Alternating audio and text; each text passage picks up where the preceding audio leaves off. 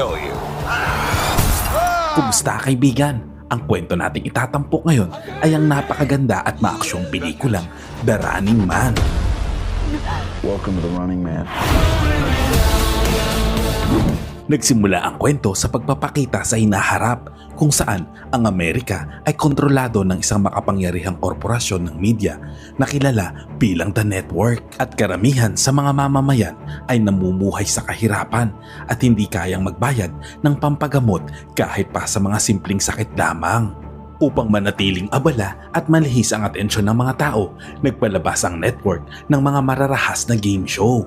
Ang pinakasikat sa mga palabas na ito ay tinatawag na The Running Man. Sa larong ito, kailangan manatiling buhay ng mga kalahok sa loob ng 30 araw habang hinahabol sila ng mga profesional na assassin. At ang sino mang makaligtas hanggang sa ika-30 araw ay bibigyan ng gantimpalang $1 bilyong. Gayunpaman, wala pang kahit sinong kalahok ang nakaabot sa huling araw. Samantala, makikilala ang isang lalaking nagngangalang Ben na kasalukuyang nawala ng trabaho dahil sinuportahan niya ang pagbuo ng isang unyon ng mga manggagawa na naging dahilan upang siya ay ma-blacklist. Dahil dito, wala nang kumpanyang hindang tumanggap pa sa kanya. Sa araw na iyon, nagkasakit ang kanyang batang anak na si Cathy at desperado siyang makahanap ng pera para sa gamot nito. Lumipat ang eksena sa kanilang bahay. Dito makikilala si Sheila, ang kanyang asawa na kadarating lamang mula sa kanyang trabaho. Ipinaliwanag nito na kumuha siya ng dagdag na trabaho o sideline sa isang bar upang madagdagan ang kanilang kita. Hindi naman sumang-ayon si Ben sa kanyang ginawa dahil alam niya na maraming masamang tao sa lugar na iyon. Nagalit naman si Sheila dahil nag-aalala lamang ito sa kanilang anak kaya niya ginawa iyon. Upang mapanatag ang loob ng asawa, ipinahayag ni Ben na nais niyang sumali sa isang game show at kung mananalo siya ay iuuwi niya ang premyong pera. Mariin namang tumutol si Sheila dahil alam niya na madalas na malubhang nasusugatan o napapatay ang mga kalahok dito. Nangako naman si Ben na walang mangyayaring masama sa kanya at iginiit na pipiliin niya ang pinakaligtas na game show. Pagkatapos ay umalis si Ben sa kanilang mahirap na komunidad at nagtungo sa istrikto at isang mayamang distrito. Sinabi niya sa mga gwardya na naroon siya para sa isang programa ng The Network kaya pinayagan siyang makapasok. Sa istasyon, isang mahabang pila ng mga desperadong tao ang naghihintay na mapili.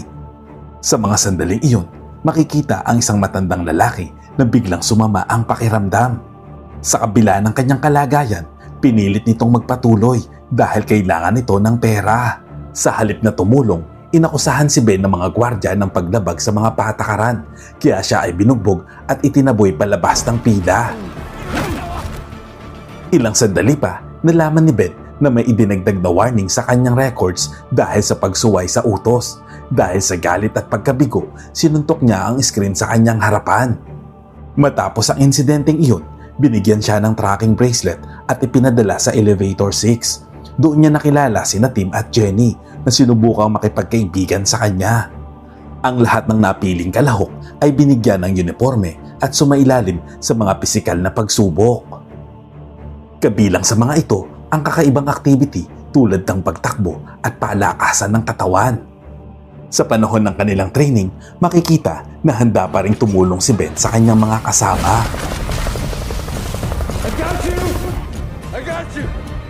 Samantala, habang sila ay nagpapahinga, sinubukan ng isang gwardya na parusahan si Ben. Ngunit buong tapang siyang lumaban at natakot ang gwardya hanggang sa ito'y umatras. Nagkaroon pa ng ibang training, kabilang dito ang psychological test. Ang mga sagot ni Ben ay napaka-agresibo at walang saysay. Dito ay tinukoy siya ng psychologist bilang pinaka-weak ang pag-iisip at pinakapalaban sa lahat ng kalahok. Pagkatapos, ang mga nakapasa ay binigyan ng mga matitingkad na kulay na jumpsuit. Tumanggap naman sina Ben at Jenny ng mga pulang uniforme na may nakaprint na logo ng game show. Ito ang nagmarka sa kanila bilang opisyal ng mga kalahok ng The Running Man. Ilang sandali pa, dinala si Ben upang makipagkita sa producer ng palabas na si Dan. Hiniling ni Ben na mailipat siya sa ibang laro. Ngunit inalok siya ni Dan ng dagdag na pera upang magbago ang kanyang isip at ipinaliwanag na mas mababa ang bayad sa ibang mga palabas. Ipinaliwanag din nito na sa The Running Man, kumikita ang mga kalahok sa bawat araw na sila'y nabubuhay. Pinaalalahanan ni Dan si Ben na siya ay isang blacklist at wala na rin naman siyang magiging oportunidad na trabaho sa inaharap. Dahil iniisip ang kanyang pamilya at ang karamdaman ng kanyang anak, pumirma si Ben sa kontrata. Pagkatapos, nakipagkita si Ben sa isang representative ng Family Alliance. Ayon sa kasunduan, magbibigay ang The Network ng proteksyon sa pamilya ni Ben habang siya ay nakikipagkompetensya. Dadalhin sila sa isang ligtas na bahay at bibigyan ng mga peking pagkakakilanlan.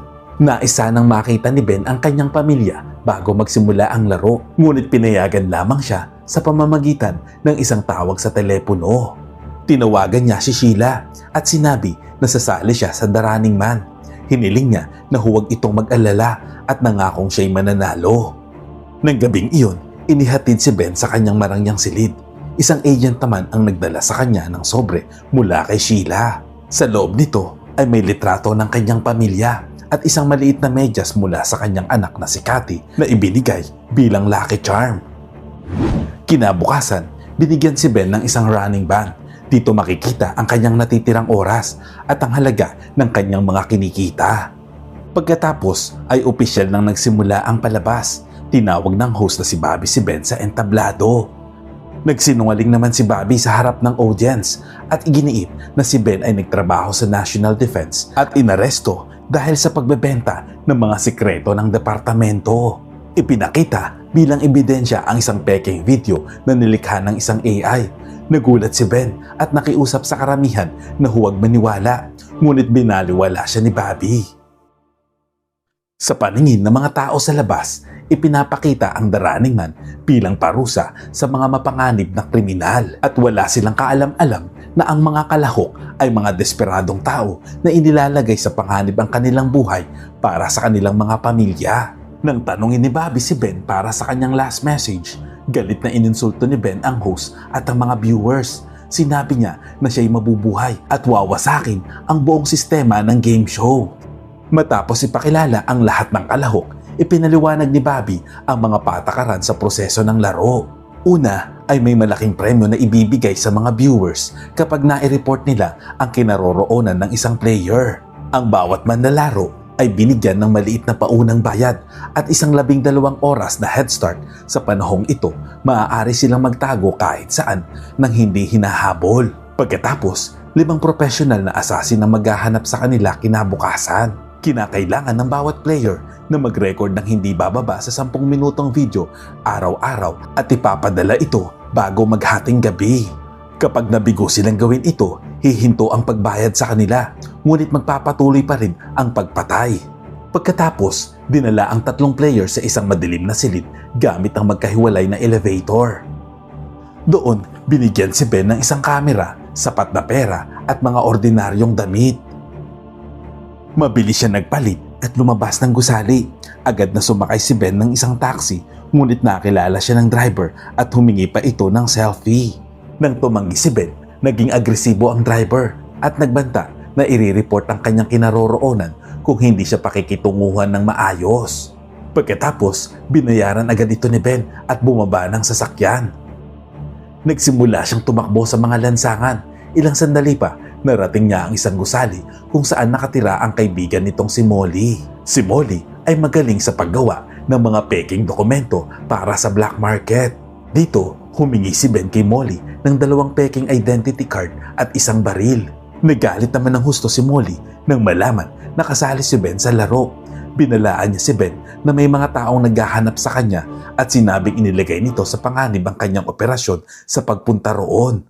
Matapos ang pagtatalo at nang marinig ang tungkol sa sakit ni Cathy, sa wakas ay pumayag si Molly na tumulong. Tinulungan niya itong mag-disguise at gumawa ng mga peking dokumento. Inimpake ni Molly ang mga gamit ni Ben sa isang maleta upang magmukha itong traveler na negosyante. Bago siya umalis, binigyan siya ni Molly ng babala. Sinabi niyang iwasan ng mga mahihirap na lugar dahil maaaring ipagkanulo siya ng mga tao kapalit ng pera. Pinayuhan din siya nito na manatili sa mga mataong lugar. Kinabukasan ng umaga, nagtungo si Ben sa istasyon ng tren at nakita niya na nakalagay kung saan-saan ang kanilang mga mukha. Pagkatapos ay bumili siya ng tiket papuntang New York at saka sumakay ng tren. Pagkasakay niya sa loob, bigla namang nag-alarm ang kanyang bracelet, hudyat na nagsimula na ang paghahunt sa kanila. Kasabay nito ang pag-alis ng tren mula sa platform. Samantala, isang batang lalaki ang lumapit kay Ben at sinubukang makipag-usap sa kanya. Tinakot naman ni Ben ang bata at pinaalis ito. Ilang sandali pa, bumalik ito para sabihin lamang kay Ben na nalaglag ang kanyang bigote. Pagkatapos, nag-book si Ben ng isang komportableng kwarto sa isang hotel sa New York. Sa front desk, napansin ng receptionist na ang litrato sa ID ay lalaking may bigote, samantalang wala na ito sa mukha ni Ben. Pagpasok niya sa kwarto, tinanggal ni Ben ang kanyang disguise at ibinalik ang kanyang tunay na anyo. Tinakpan niya ang mga pader at nag-record ng video ng kanyang sarili. Kinagabihan, inilagay niya ang tape sa collection box. Ilang sandali pa, makikita sa bracelet na natanggap na niya ang bonus para sa unang araw. Samantala, nahuli naman ng mga assassin si Molly. Pinahirapan ito hanggang sa ibunyag ang pangalang nakalagay sa peking identity ni Ben. Kinabukasan, inatake ng mga assassin ang kwarto ni Ben at binaril ito. Sa sandaling iyon, bigla siyang nagising at napagtantong bangungot lamang ang lahat. Ilang sandali pa, habang nanonood ng telebisyon, nakita niya ang live na kuha ni Tim. Makikita na nakikipaglandian nito sa isang tindera habang sinusundan ng camera crew. Pagkalabas niya ng tindahan, agad siyang natunton ng mga assassin. Walang pag-aatubili, direkta nila itong binaril sa ulo. Teka kaibigan, bago natin ipagpatuloy ay maaari ba akong makahingi ng like? Simpleng bagay lang yan pero napakalaking tulong sa akin yan. At kung hindi ka pa nakasubscribe sa aking channel ay pasubscribe naman po. Maraming salamat. Matapos niya itong masaksihan, napagdesisyonan niya na lumipat sa ibang hotel. Ngunit nagpanggap siya na mag-e-extend pa ng kwarto para sa susunod na 3 araw. Pagkatapos ay agad niyang inimpake ang kanyang mga gamit sa isang karaniwang bag at inihagis ito palabas ng bintana patungo sa isang basurahan. Mahinahon siyang lumabas ng hotel na para bang walang nangyari. Sa labas, kinuha niya ang bag at sumakay papuntang Boston. Pagdating doon, bumili siya ng mga luma at kupas na damit at kumuha siya ng susi ng kwarto sa isang motel mula sa isang mahirap na lalaki. Tahimik siyang pumasok sa loob at sumakay ng elevator, ngunit hindi niya napansin ang karatolang out of order na nakapaskil doon. Biglang huminto ang elevator sa pagitan ng mga palapag. Bago pa man makarating sa 2nd palapag, napilitan si Ben na umakyat patungo sa 3rd palapag kung saan naroon ang kanyang kwarto. Sa loob, nakakita siya ng isang kahon sa cabinet, chewing gum, sigarilyo at isang granada. Nag-record naman siya ng kanyang regular na video. Ilang sandali pa, nag-alarm ang kanyang bracelet, nagpapaalala na ipadala ang kanyang recorded video. Ngunit nakita niya na maraming taong nakatayo malapit sa collection box. Habang iniisip kung paano maipapadala ang video, naisip ni Ben na pumunta sa common CR sa labas upang maligo. Nang bigla naman siyang napahinto, napagtanto niya na ang isa sa mga taong nasa labas ay mukhang pamilyar. Napagtanto niya na ang lalaki ay isang assassin. Pagsilip niya muli sa bintana ay mas marami pang assassin ang dumating. Umakyat ang mga assassin sa 3rd palapag at sinimulang halugugin ang mga kwarto. Bigla namang nagbukas ang pinto ng banyo kaya mabilis na natakpan si Ben. Pagkaalis nila, lumabas naman si Ben mula sa banyo. Sinubukan niyang silipin ang sitwasyon sa labas sa pamamagitan ng bintana, ngunit ito ay mahigpit na nakasara. Dahil wala ang kanyang bag ay wala siyang maisip na paraan upang makatakas. Hinila ni Ben ang isang bakal na pamalo mula sa dingding at binasag ang salamin. Gumamit siya ng chewing gum upang idikit ang piraso ng salamin sa bakal. Paglabas niya sa pasilyo, ginamit niya ang salamin upang subaybayan ang mga galaw ng mga ito. Habang naghahanda na silang pasukin ng kanyang kwarto, mabilis namang tumakbo si Ben paakyat ng hagdan. Nagpanggap siyang ibang tao at sumigaw. Sinabi niya na tumakas ang lalaking hinahabol nila patungo sa 2nd palapag at kinumbinsing habulin nila ito. Naniwala naman ang mga assassin at patuloy namang tumakbo si Ben paitaas hanggang marating niya ang bubong. Mula roon, hinawakan niya ang mga kable ng isang kumikislap na karatula at nagsimulang bumaba. Narating naman ni Ben ang kanyang kwarto, binasag ang bintana at pumasok. Naalerto naman ang mga asasin nang marinig ang tunog ng nabasag na salamin kaya agad silang bumalik. Mabilis na nagbihis si Ben at inipon ang kanyang mga gamit at nang marinig ang putok ng baril mula sa labas ng pinto, agad siyang tumalon palabas ng bintana at kumapit sa isa pang kable. Sa oras na iyon, tila babagsak na ang nakasabit na malaking karatula. Samantala, nakita ni Ben ang isang asasin sa ibaba na naghihintay na siya'y mahulog. Patuloy namang sinusundan ng drone ng The Network ang bawat galaw ni Ben dahil wala nang ibang paraan. Binasag ni Ben ang bintana ng kalapit na kwarto at tumalon papasok dito. Tumakbo siya sa pasilyo habang pinapaputukan siya ng mga asasin. Nang marating niya ang elevator, sinunggaban niya ang drone at pinukpok ito sa control panel. Naputol ang live feed at nag-restart naman ang system ng elevator. Sa lobby, may isang asasin na nais siyang atakihin. Inilabas naman ni Ben ang granada na nakuha niya sa cabinet at itinapon ito patungo sa asasin. Ngunit nagawa itong harangin ng asasin at ibinalik ito sa kanya. Ang pagsabog ay napakalakas na nagpabagsak sa elevator pababa sa basement. Sa mga oras na iyon, isang posporo na lamang ang kanyang hawak. Pinunit ni Ben ang mga pahina mula sa isang magazine at sinindihan para maging ilaw. Aksidente namang nasunog niya ang isang lubid na nagpakalat ng apoy. Sa sandaling iyon, papalapit naman ang mga asasin sa pasilyo. Hinatak naman ni Ben ang mga kasangkapan upang harangan ang pinto at gumapang siya papasok sa isang drainage kasabay ng mga daga. Walang tigil namang pinaputukan ng mga asasin ng kwarto. Isa sa mga bala ang tumama sa gas pipe na nagdulot ng napakalaking pagsabog sa basement. Kumalat ang apoy sa tunnel kaya nahulog si Ben sa pinakamalalim na drainage at bumagsak sa tubig. Ilang sandali lamang, sumabog ang buong gusali. Nang sa wakas ay nakalabas si Ben sa kalye, nakita niya ang isang batang lalaki na nagngangalang Stacy. Binalaan niya ito at sinabing magkakaroon ito ng problema kung magsusumbong sa ibang tao. Maayos na sumagot si Stacy na nais lamang nitong tumulong. Pagkatapos, tiningnan ni Ben ang kanyang bracelet at nalaman na maraming asasin ang namatay sa pagsabog dahil nakita niya sa kanyang van na kumita siya ng malaking halaga ng pera. Tinulungan naman siya ni Stacy na ihulog ang kanyang video sa collection box. Hindi nagtagal, bumalik si Stacy kasama ang kanyang nakatatandang kapatid na si Brad. Dinala ni Brad si Ben sa kanilang tahanan at binigyan siya ng pagkain. May sakit din ang anak ni Brad. Sa kabila ng kanyang paghihirap, tumanggi ito na tumanggap ng kahit anong pera. Galit siya sa The Network at ayaw niya ng anumang koneksyon rito. Ipinakita ni Brad kay Ben ang isang nakatagong silid. Dito ay gumawa siya ng mala-documentary na video kung saan ipinapakita nito ang mga impormasyon sa bawat episode tungkol sa The Running Man. Ang mga nahuhuling manlalaro ay pinapakita sa publiko kaya ang pagtatago sa mga tao ang susi sa kaligtasan. Payo ni Brad kay Ben na manatiling nakatago kasama siya at maganda para sa huling araw. Kinabukasan, nalaman ni Ben ang lumalalang karahasan at pagdurusa sa lugar. Walang ginagawa ang gobyerno at pinili lamang nitong itago ang lahat. Galit na nag-record si Ben ng mensahe.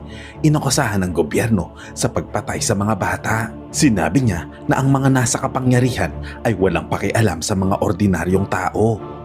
Samantala, sa live broadcast, lumabas si Bobby kasama ang isang grupo ng mga bata. Iginiit nila na sila ay mga ulila ng mga namatay sa pagsabog. Sa kabilang banda, inedit naman ni Bobby ang mensahe ni Ben at ipinalabas na pinagtatawanan nito ang mga bata. Nang mapanood nila ito, nagalit ang ina ni Brad. Sinubukan naman ni Ben na ipaliwanag na minanipula ang video. Ngunit hindi ito naniwala at itinaboy si Ben palabas ng bahay nang hindi nakikinig. Gayunpaman, pinili pa rin ng magkapatid na si Brad at Stacy na tulungan siya. Itinago nila si Ben sa loob ng trunk ng kotse at tila normal naman ang lahat nang sila'y nagmamaneho palayo nang bigla namang may nagpaputok ng baril. May dalawang biker na humahabol sa kanila at pinaputukan ang kanilang sasakyan. Binuksan ni Ben ang trunk at inihagis ang isang matigas na bagay diretso sa mukha ng isa sa mga biker. Nagpatuloy pa rin ang pagbaril ng isa pang biker. Muli namang pumasok si Ben sa trunk at biglang nagpreno si Brad. Hindi naman nakapagpreno sa oras ang biker kaya bumangga ang mga ito sa kotse. Mabilis namang pinatakbo ni Brad ang sasakyan at sila ay nakatakas. Hinatid ni Brad si Ben sa labas ng lungsod at binigyan ng baril kasama ang address ng kanyang kaibigan na si Elton. Pagkatapos ng maikling biyahe sa tren, nagtago si Ben sa isa pang hotel. Doon, pinanood niya ang kanyang pinakabagong video na ipinalabas sa telebisyon. Alam niya na imamanipula pa rin ng network ang video, kaya naman inirecord niya ang sarili habang simpleng nagbabasa ng libro. Samantala, ipinalabas ni Bobby ang video ni Jenny na makikita sa isang nightclub habang ito ay nagpa-party. Pagkatapos, nag-disguise si Ben at nagpunta sa collection box para ipadala ang tape. Naging kahina-hinala naman sa kanya ang isang mailman na nakatayo malapit sa box. Lumapit ang mailman kay Ben at lihim siyang nag-record. Bigla namang inatake ni Ben ang lalaki at mabilis niyang inihulog ang tape at tumakbo. Tumakbo si Ben sa kagubatan, tumawid sa bakod at tumalon sa isang umaandar na tren.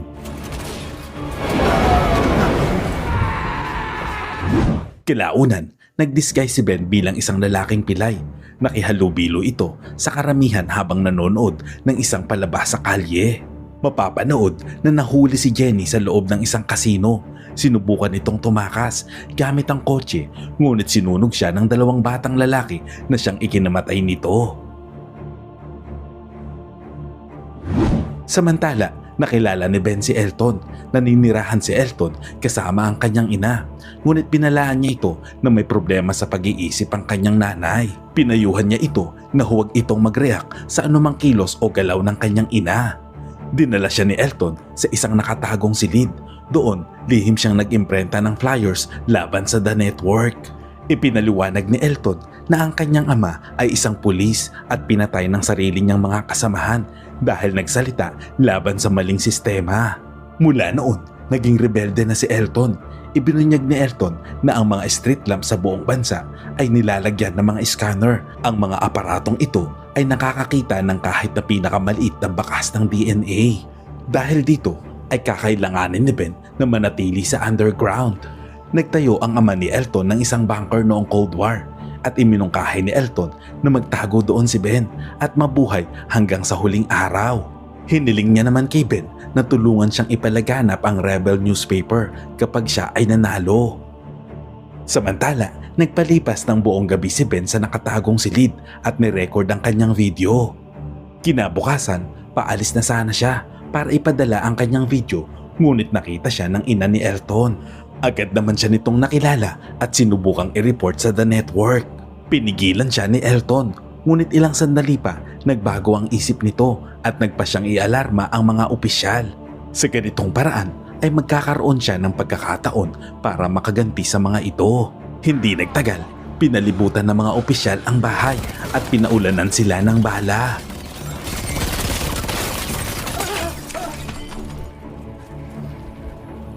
Sinubukan naman ng ina na ibunyag ang kinaroroonan ni Ben at Elton. Kaya ipinasok ni Elton sa isang kwarto ang kanyang ina at pinagana ang kanyang mga bitag. Pagpasok ng mga pulis, ginamitan sila ni Elton ng water gun na naging sanhi ng kanilang pagkakuryente. Habang hinahabol sila ng mga pulis, inactivate ni Elton ang kanyang mga chemical na naging sanhi ng kanilang pagkasunog. Pagkatapos, isa pang bitag ang nag-activate sa hagdan, dahilan upang maraming kalaban ang mahulog dito. Dinala naman ni Elton si Ben sa banyo at nagpadula sila pababa sa isang nakatagong poste sa loob ng shower. Sa sumunod na kwarto, ipinakita ni Elton ang isang nakatagong pinto sa sahig at mabilis silang bumaba papunta sa isang underground tunnel. Sa hindi inaasahang pagkakataon, naghihintay na pala roon ang isa sa mga assassin. Bigla nitong sinaksak si Elton at inatake si Ben at nagkaroon sila ng matinding labanan.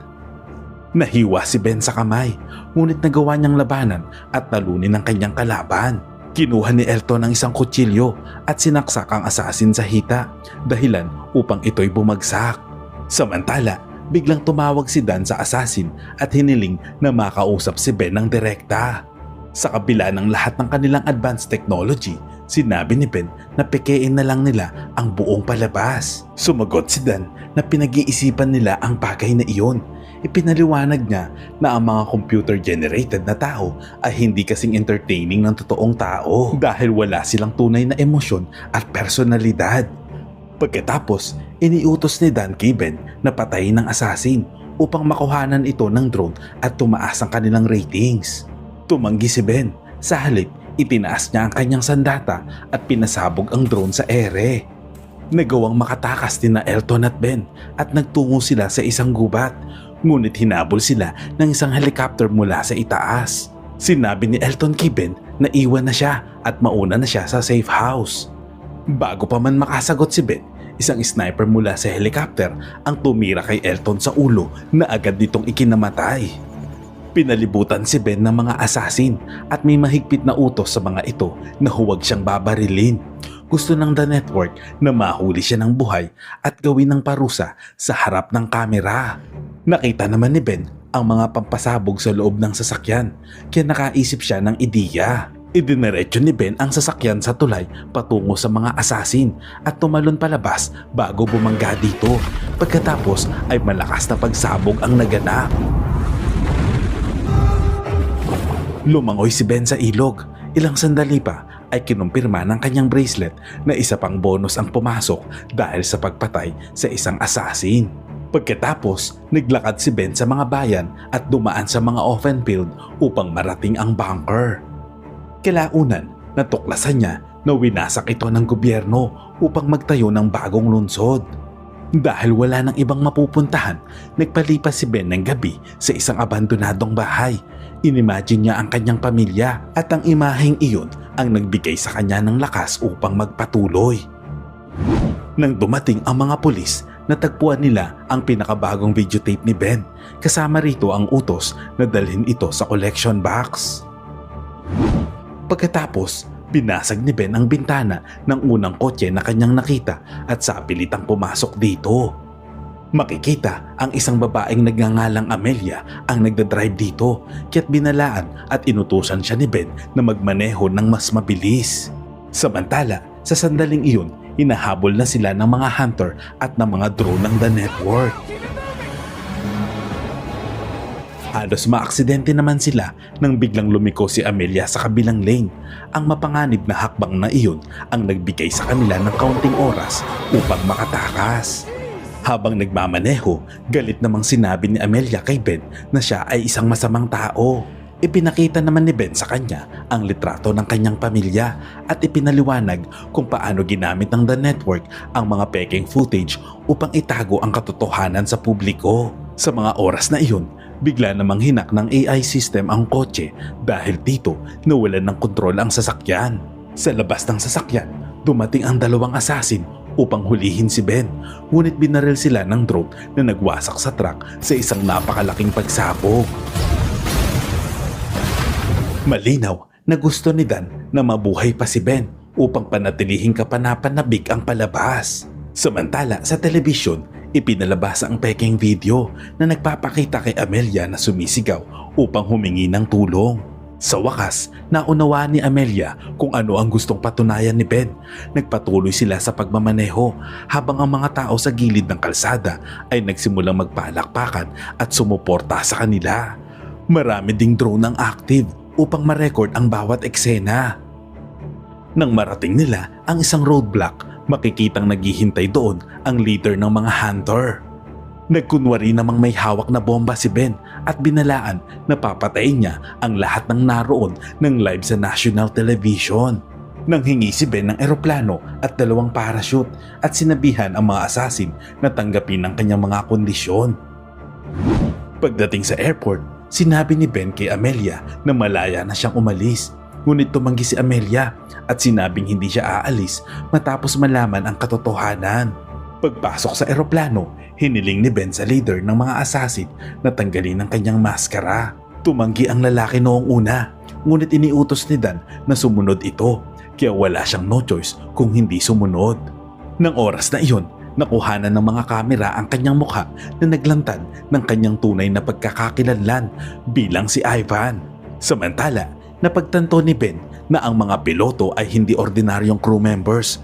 Bahagi rin sila ng The Network at balak siyang patayin ng mga ito. Sinabihan niya ang mga ito na dalhin ang eroplano sa Canada, kung hindi ay papasabugin niya ito. Habang nasa biyahe, kinumpronta ni Ben si Ivan. Inakusahan niya ito ng pagpatay sa mga inosenteng tao at tinanong kung nakakaramdam ba ito ng kahihiyan. Tumindi ang tensyon at halos mag-away ang dalawa. Bigla namang nagkunwaring nagpapanik si Amelia dahil sa bomba at sa sandaling iyon, lumabas si Dan sa screen. Ipinahayag niya na mayroong scanner ang eroplano at walang natagpo ang bomba. Nalaman din na nagpapanggap lamang si Ben. Pagkatapos, itinaas ni Ivan ang kanyang baril at handa nang patayin si Ben.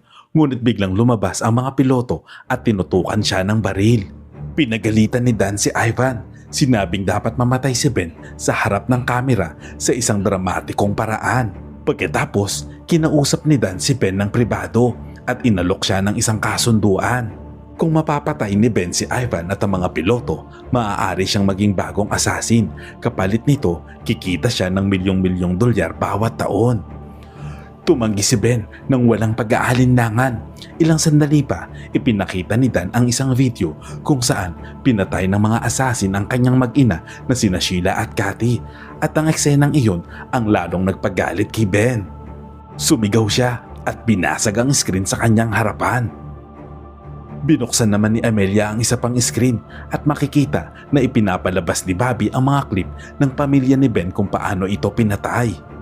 Sinabi nito na ang mga assassin ay naggalit kay Ben at nilabag ng mga ito ang lahat ng patakaran kaya't pinatay ng mga ito ang kanyang pamilya. Agad namang nagkaroon ng simpatya ang mga viewers para kay Ben. Nang mapagtanto ng isa sa mga piloto na nagbago na ang sitwasyon, hudyat na iyon upang patayin si Ben. Tumayo siya at naghanda upang lumabas. Ngunit agad na nakakilos si Ben. Mabilis niyang pinaputukan ito at ginamit ang katawan ng piloto bilang panangga. Pinagbabaril naman siya ng pangalawang piloto. Nagkaroon ng marahas na labanan sa loob ng cockpit. Lumaban si Ben ng buong lakas at pinatay ang lahat ng humarang sa kanya. Sa gitna ng kaguluhan, nawalan ng balanse ang eroplano at nagsimulang bumaba. Matapos ang pakikipaglaban, kinuha ni Ben ang kanyang baril at pinaputukan ang assassin sa ulo. Ilang sandali pa, nakita ni Ben si Ivan na nagtatago sa loob ng isang hatch. Biglang umatake ito at nagkaroon muli ng matinding labanan. Dahil sa sobrang galit, inuntog ni Ben ang ulo ni Ivan sa isang salamin. Kumuha naman si Ivan ng piraso ng basag na salamin at sinaksak si Ben sa tiyan. Dito niya ibinunyag na minsan ay naging kalahok din siya ng laro. Sinabi ni Ivan na nakaligtas siya ng 29 na araw kaya inalok siya ng The Network ng kasunduan upang maging assassin. Sinabi rin niya na maaaring peke ang mga video na nakita ni Ben at tinanong siya nito kung hindi pa rin ba niya naiintindihan kung paano gumagana ang sistema. Ipinaliwanag ni Ivan na maaaring torturin o patayin ng kanyang pamilya ng The Network kung kinakailangan. Babarilin na sana ni Ivan si Ben nang biglang umalog ang eroplano at tumama ang bala sa isang bintana. Dahil dito, mabilis na bumagsak ito. Nakita naman ni Ben na suot ni Ivan ang parachute. Hinila ni Ben ang handle nito kaya't bumukas ang parachute at hinigop siya ng basag na bintana. Ginamit ni Ben ang pagkakataon at sinaksak nito si Ivan hanggang sa ito ay mamatay. Iniabot naman niya kay Amelia ang bag na naglalaman ng mga rebel newspaper ni Elton. Binuksan ni Ben ang pinto ng eroplano at pinalipad si Amelia ng ligtas gamit ang parachute. Samantala sa telebisyon, in-announce ni Dan na si Ben na ang bagong assassin. Sa oras na iyon, direktang nagsalita si Ben sa kamera. Sinabi niya sa mga manonood na kinokontrol ng The Network ang lipunan. Hinikayat niya ang mga tao na itigil ang panonood at labanan ang mga nasa kapangyarihan. Ngunit lumalabas na pinutol na pala ng The Network ang signal bago pa man ito magsalita. Mabilis na inedit ni Dan ang footage upang ipakita na sadyang ibinangga ni Ben ang eroplano sa gitna ng karamihan. Nakita ng mga manonood ang eroplano na papalapit sa istasyon at sumabog ito sa ere. Ilang araw ang lumipas, pinag-aralan ni Brad ang episode. Napansin niya na maraming inconsistencies sa kwento na nagpapahiwatig na maaaring hindi totoo ang broadcast na iyon. Nagalit ang publiko nang makuha ang black box ng eroplano at nag-leak sa online ang original video. Dahil sa mensahe ni Ben sa mga rebel newspaper ni Elton, nagsimulang suportahan ng lipunan ang revolusyon. Sa araw na iyon, naging palaban sa The Network ang mga tao at napansin din ni Brad na wala palang auto-eject seat ang eroplano na nagbigay ng hinala na maaaring buhay pa si Ben. Samantala, makikita naman ang mag-inang si Sheila at Cathy na nasa grocery store na buhay at ligtas. Masaya sila at nagkaroon sila ng komportableng buhay dahil kay Ben. Paglabas nila, nagulat sila na naroon si Ben sa labas na naghihintay. Sa ibang eksena, sa TV station, ang host na si Bobby ay natakot sa galit ng mga tao kaya nagbitiw na siya sa kanyang trabaho. Nang lumitaw si Dan sa entablado, nagsimulang maghagis ng bomba ang mga tao dito. Sinakop ng mga rebelde ang gusali na nagdulot ng kaguluhan at pagkawasak. Sinubukan namang tumakas ni Dan, ngunit napatid siya ng isang cable wire at bumagsak. Sa oras na iyon, nakita niya si Ben na lumabas mula sa apoy at direktang binaril niya ito sa ulo. Nangako ito na sisirain niya ang buong tiwaling sistema ng The Network. And action. Ang moral lesson ng kwentong ito ay dapat na ring buwagin ang maling sistema ng gobyerno at isa-isa na ring ikulong ang mga kurakot na politiko. Aray ko! Salamat kaibigan at umabot ka sa punto ng video na ito. Anong masasabi mo sa ending ng kwento? Kung nagustuhan mo ito, ay pwede ba akong makahingi ng like at pakitype naman sa comment section ang salitang Agnus Project. At kung bago ka naman sa ating munting channel, ay pasubscribe naman po bilang suporta. At para maipagpatuloy natin ang paghahatid ng magagandang movie recap, panoorin mo na rin po ang buong movie pag may time ka. Sana'y nagustuhan mo kaibigan ang kwentong ating itinampok. Kung magkagayon ay baka naman pwedeng pakilike ang video ito at pasubscribe na rin sa aking channel. Kung hindi mo naman ito nagustuhan ay pwede mong pindutin ang dislike button ng 2 beses para makasigurado ka.